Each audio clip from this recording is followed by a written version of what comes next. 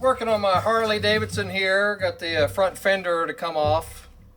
Remove the front fender. I'm going to replace it because it's got quite a few, dents and kinks and whatever. It always has. So I bought a decent used fender on eBay, but I need to swap out the emblems on the side, the logos and all that, and the front and rear trim and such. Anyway, these little things here are called speed nuts. And they're what hold on the side emblem, like for the Road King. This is what holds them on. And lots of questions about how to remove them safely, easily.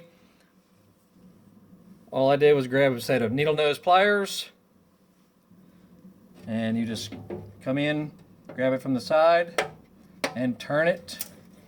And pull on it at the same time. And it will slowly but surely come off. Like so. Just be careful, you don't want to be dinging up the outside, but you just get it from the side. Give it a little tug. She'll come right off. That way you don't have to damage it because you'll likely need to reuse them to put them on the new one. No big deal. Just like that. Anyway, that's it. Didn't see anything on it on YouTube, so there you go.